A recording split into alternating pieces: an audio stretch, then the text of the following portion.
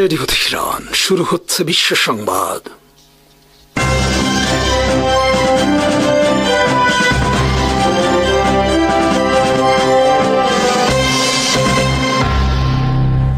শুরুতেই সংবাদ শিরোনাম। আসসালামু আলাইকুম। গাজা যুদ্ধ বন্ধে ট্রাম্পের 20 দফা প্রস্তাব মেনে নিয়েছেন নেতানিয়াহু। ট্রাম্পের প্রস্তাবকে স্বাগত জানিয়েছেন আরব ও মুসলিম বিশ্ব সহ পশ্চিমা দুনিয়া। হামাস প্রস্তাব মেনে নিলেই বন্ধ হবে গাজা যুদ্ধ।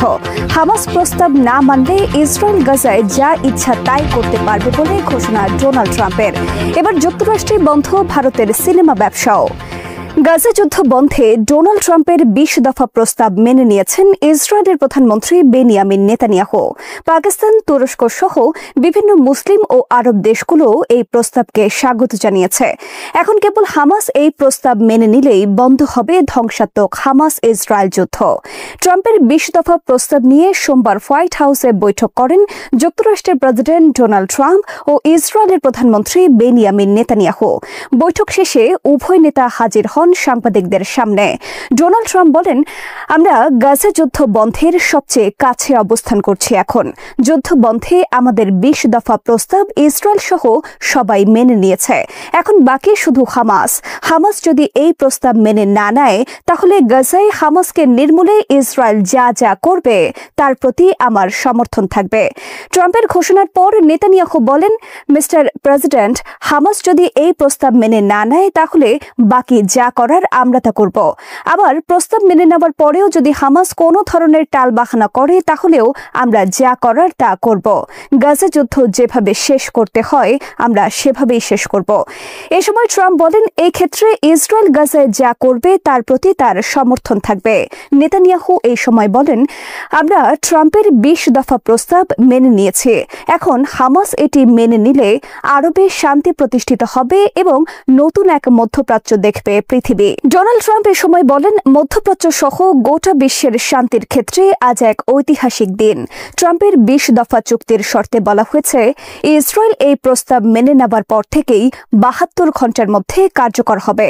72 ঘণ্টার মধ্যে হামাসকে মুক্তি দিতে হবে জীবিত এবং মৃত সব ইসরায়েলি জিম্মিদের। ট্রাম্পের 20 দফা প্রস্তাবে বলা হয়েছে, শর্ত অনুযায়ী হামাস সব জিম্মি মুক্তি দিলে ইসরায়েল গাজায় সব ধরনের হামলা বন্ধ রাখবে। প্রথম পর্যায়ে গাজার অংশ বিশেষ থেকে সেনা সরিয়ে নেবে। গাজার দায়িত্বভার গ্রহণ করবে একটি অন্তর্বর্তীকালীন কর্তৃপক্ষ। ইসরায়েল গাজা দখলে রাখবে না এবং গাজাকে ইসরায়েলের অংশেও পরিণত করবে না। গাজা থেকে জোর করে কোনো ফিলিস্তিনিকে বের করেও দেওয়া হবে না।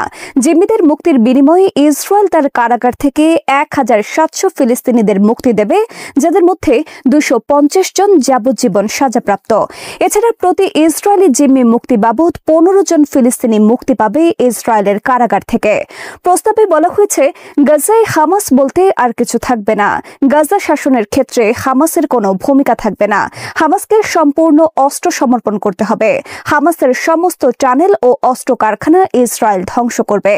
চুক্তি বাস্তবায়নে উভয় পক্ষ রাজি হবার সাথে সাথে গাজায় পূর্ণ মানবিক সহায়তা চালু করা হবে। গাজা শাসন বিষয়ে প্রস্তাবে বলা হয়েছে, ফিলিস্তিনিদের নিয়ে একটি কর্তৃপক্ষ গঠন করা হবে। আরব ও পশ্চিমাদের নিয়ে গঠিত একটি আন্তর্জাতিক কমিটি দেখাশোনা করবে শান্তি চুক্তি বাস্তবায়ন কার্যক্রম। এই কমিটিতে থাকবেন ব্রিটেনের সাবেক প্রধানমন্ত্রী টনি ব্লেয়ার। ট্রাম্পের 20 দফা প্রস্তাব কাতার এবং মিশরের মাধ্যমে পৌঁছে দেওয়া হয়েছে হামাসের কাছে। ব্রিটেনের প্রধানমন্ত্রী কিয়ার স্টারমার প্রস্তাবকে স্বাগত জানিয়ে বলেছেন, হামাসের উচিত এখন ক্ষান্ত হওয়া এবং ট্রাম্পের প্রস্তাব মেনে নেওয়া। আমরা এই প্রস্তাব অনুযায়ী গাজায় শান্তি ফেরাতে যুক্তরাষ্ট্রের সাথে কাজ করতে আগ্রহী। ফ্রান্সের প্রেসিডেন্ট ইমানুয়েল ম্যাক্রো এক বিবৃতিতে স্বাগত জানিয়েছেন প্রস্তাবকে। স্বাগত জানিয়েছে ফিলিস্তিনিদের প্রতি অকুণ্ঠ সমর্থনকারী দেশ স্পেন। এছাড়া পাকিস্তান, তুরস্ক, ইন্দোনেশিয়া, সৌদি আরব, মিশর, জর্ডান, সংযুক্ত আরব আমিরাত, কাতার সহ বিভিন্ন দেশও এই প্রস্তাবকে স্বাগত জানিয়েছে। তবে প্রস্তাবে কিছু অস্পষ্টতা রয়েছে। ইসরায়েল কবে কিভাবে সমগ্র গাজা থেকে সেনা প্রত্যাহার করবে সেই বিষয় স্পষ্ট নয়। ভবিষ্যতে ইসরায়েল কাতারে হামলা করবে না সেই মর্মেও কোনো নিশ্চয়তা নেই। তবে হোয়াইট হাউস থেকে বলা হয়েছে, ট্রাম্পের সাথে বৈঠকের আগে কাতারের প্রধানমন্ত্রীকে ফোন করে ক্ষমা চেয়েছেন নেতানিয়াহু। ভবিষ্যতে ইসরায়েল আর কখনো কাতারে হামলা করবে না বলেও কথা দিয়েছেন তিনি। টাইমস অফ ইসরায়েল লিখেছে, ইসরায়েল শুরুতেই সমগ্র গাজা থেকে সেনা প্রত্যাহার করবে না। এটা নির্ভর করছে হামাসের ওপর। হামাস যতদিন পর্যন্ত সম্পূর্ণরূপে আত্মসমর্পণ না করবে ততদিন পর্যন্ত ইসরায়েল সমগ্র গাজা থেকে সেনা সরাবে না। হামাস যদি নিজেরা ঘোষণা দিয়ে যতদিন পর্যন্ত ইসরায়েলের বিরুদ্ধে যুদ্ধবন্ধের ঘোষণা না দেয় ততদিন পর্যন্ত ইসরায়েল পুরোপুরি সেনা প্রত্যাহার করবে না। আল জাজিরার বিশ্লেষণে বলা হয়েছে, ভবিষ্যতে স্বাধীন ফিলিস্তিনি রাষ্ট্র প্রতিষ্ঠার বিষয়ে সুস্পষ্টভাবে কোনো কিছু উল্লেখ করা হয়নি। তাছাড়া গাজার শাসনভার কারা কিভাবে গ্রহণ করবে এবং আন্তর্জাতিক কমিটিতেও কারা থাকবে সে বিষয়ে স্পষ্ট রূপরেখা নেই প্রস্তাবে। গাজায় বর্তমান পশ্চিম তীরের ফিলিস্তিনি কর্তৃপক্ষের কোনো ভূমিকা থাকবে কিনা সে বিষয়েও কিছু বলা হয়নি।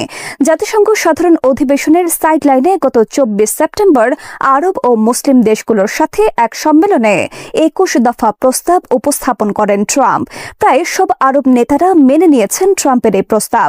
তবে প্রস্তাবে কিছু বিষয় রয়েছে যা আগের সব প্রস্তাবে ছিল এবং তা প্রত্যাখ্যান করে আসছে হামাস। ট্রাম্পের সর্বশেষ প্রস্তাব বিষয়ে হামাসের পক্ষ থেকে এখনো কোনো কিছু বলা হয়নি। তবে এই প্রস্তাব প্রত্যাখ্যান করেছে গাজার অপর সশস্ত্র গ্রুপ ইসলামিক জিহাদ। সিএনএন এর বিশ্লেষণে বলা হয়েছে, এই প্রথমবারের মতো নেতানিয়াহুর পক্ষ থেকে প্রকাশ্যে একটি যুদ্ধবিরতি প্রস্তাব মেনে নেবার ঘোষণা দেওয়া হলো, যা তাৎপর্যপূর্ণ। এর আগে কোনো প্রস্তাবের প্রতি ইসরায়েল এভাবে প্রকাশ্যে সায় দেয়নি। আগের বিভিন্ন শান্তি প্রস্তাবের প্রতি বিবৃতির মাধ্যমে রাজি হলেও পরে আবার নতুন শর্ত আরোপ করে সরে গেছেন নেতানিয়াহু। সিএনএন এর বিশ্লেষণে বলা হয়েছে, সর্বশেষ এই প্রস্তাব মেনে গাজা যুদ্ধ বন্ধ হলে তা হবে নোবেল পুরস্কারের আকাঙ্ক্ষী ট্রাম্পের জন্য একটি বড় কূটনৈতিক বিজয়। গাজা যুদ্ধ বন্ধ বিষয়ে তাকে বেশ আত্মবিশ্বাসী মনে হয়েছে।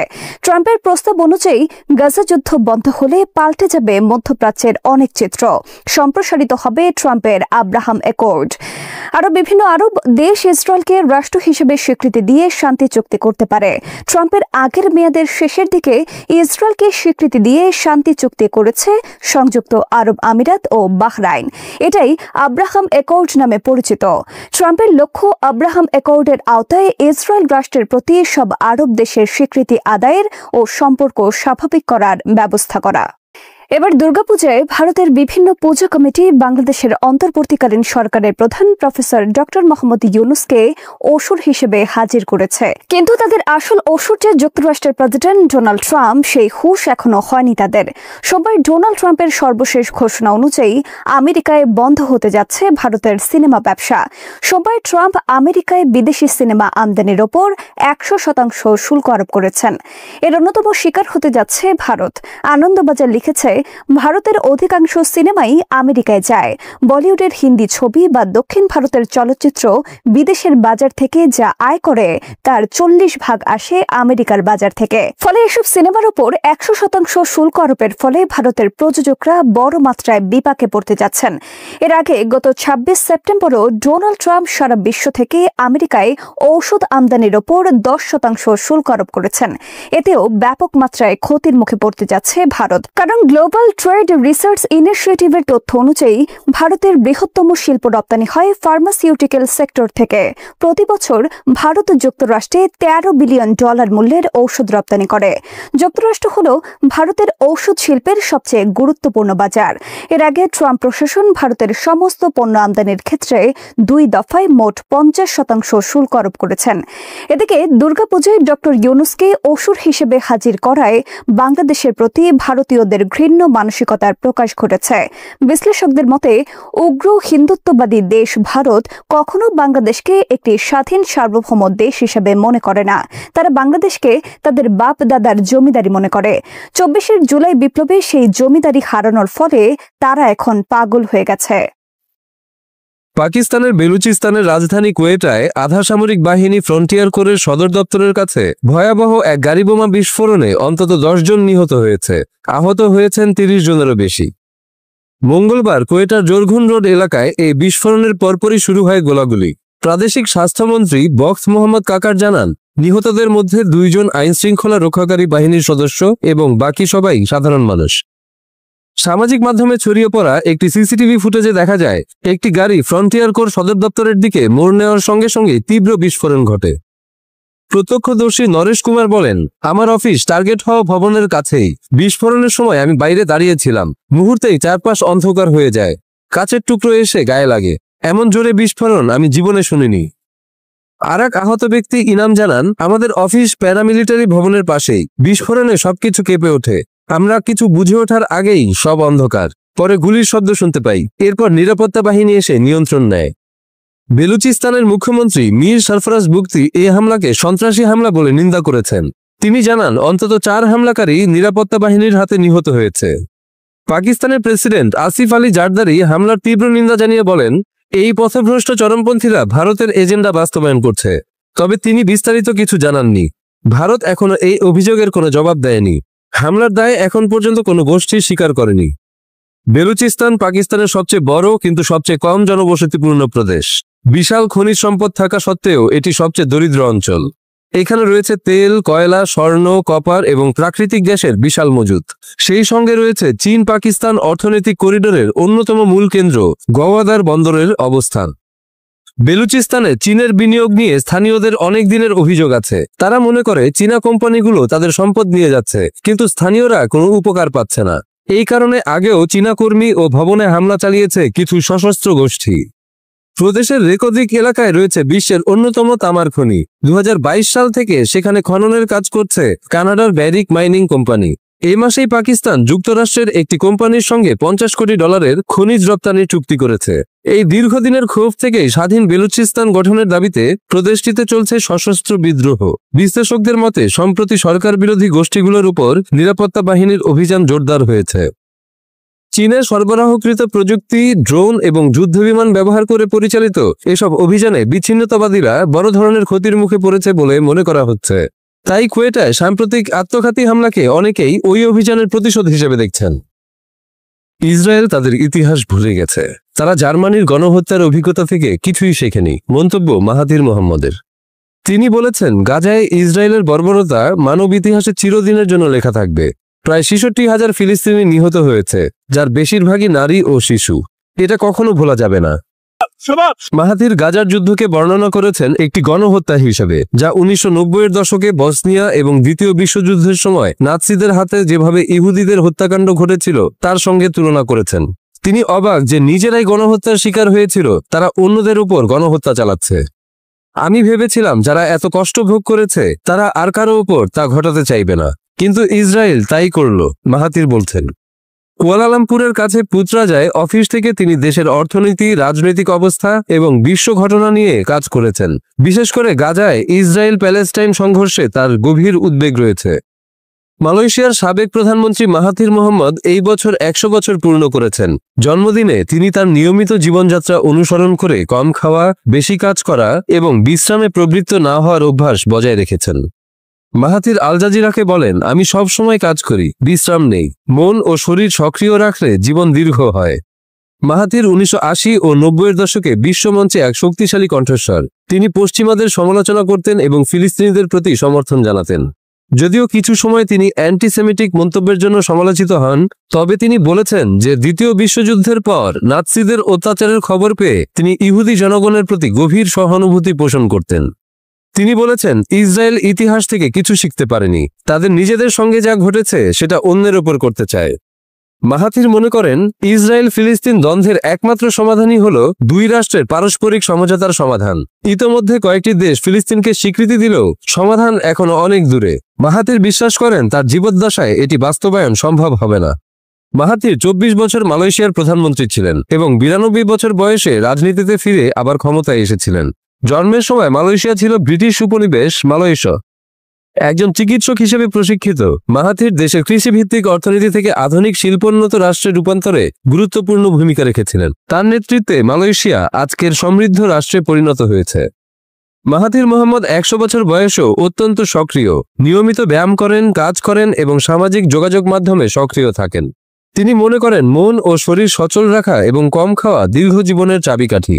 তার মা বলতেন, খাবার ভালো লাগলে খাওয়া বন্ধ করতে হবে। আফগানিস্তানের বাগরাম বিমান ঘাঁটি ফেরত নেওয়ার জন্য মরিয়া হয়ে উঠছেন ট্রাম্প। কি আছে এই বিমান ঘাঁটিতে?